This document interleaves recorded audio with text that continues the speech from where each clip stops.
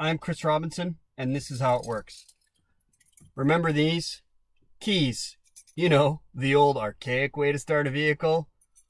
The dinosaur way to start a vehicle. You're not going to need these anymore. Let's pitch them. Meet the key fob. What? Yeah, I said the key fob. This is the new way to start your car. This is a computer-controlled device that connects with your vehicle. Nowadays, most vehicles are push start, just like my truck here. I'll show you how it works. You put your foot on the brake, you've got this in your presence, you push the start button. Bam, vehicle started, just like that. Heck, you don't even need to have this in your hand. Put it in your cup holder for all I care. Vehicle will still start. Now you're probably wondering, remember back in the day when you'd go to the grocery store and you'd be with your parents and you got stuck listening to their radio stations? Let me tell you the Neil Diamond I had to listen to. Hoy moiva. Well, let's say you wanted to just listen to music but not actually have the vehicle running. Don't put your foot on the brake. Push the button once. Boom. Radio on. Pretty slick, huh? Now let's say you wanted to look at your gauges. You know, just to see what the mileage is at, to see all the warning signs are working.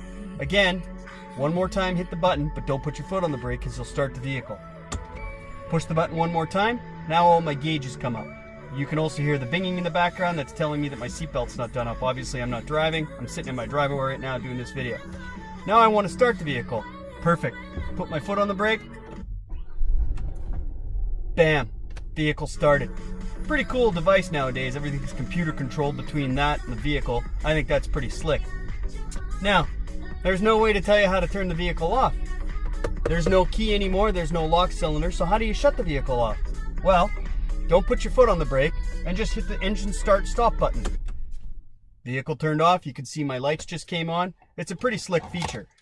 Now, there are some really cool features about these key fobs. My vehicle, for example, has a power tailgate here. If I hit this button, my tailgate goes up. Hit it again, my tailgate goes down. Pretty neat. It does have your lock and unlock buttons, which are obviously mandatory on all vehicles. It's got your panic button as well. One of the other really cool features is, and this dates back to the day when you'd always be fumbling around for your keys, going, where's my keys? Where's my keys? I gotta get my door unlocked. Well, you don't actually have to take this out of your pocket anymore. All you have to do is have it on you. You walk up to your car, you hit the button on your driver's side door, and it unlocks and opens. It already knows you're in range of your vehicle. On my vehicle, for example, it even lights up the door handle so I know I'm where I'm going to actually grab the door handle. That's a pretty sweet feature. The other really cool thing is these things are pretty small and light, so you don't need to even really worry about them being in your pocket. Half the time you don't even notice them. There is a downside, though, to these key fobs. You can't go to your local key guy anymore and get them cut. And that's a bummer. Because if you have to replace this key fob, or any key fob, for example, in a new vehicle, they're about $900 and up. That's an expensive thing to want to lose, so you probably don't want to lose it.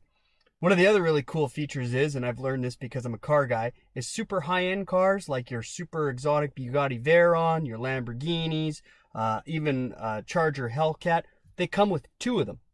Yep, 2 key fobs. You're probably wondering, why would you need 2 key fobs? Well, the purpose of that is to restrict horsepower. So, for example, if you did have a high-end supercar, one of the reasons you would only have 1 key fob working is it keeps the horsepower low. It also keeps the speed limit low on the vehicle. If you took your second key fob out and started it with the first key fob and the second key fob, for example, on a Bugatti Veyron, you would get all 1,100 horsepower out of that Bugatti Veyron. That is unbelievable to know that exists, right? I don't want to lose 1 key fob, so imagine losing a key fob or 2 for a Bugatti Veyron would probably be half of my house.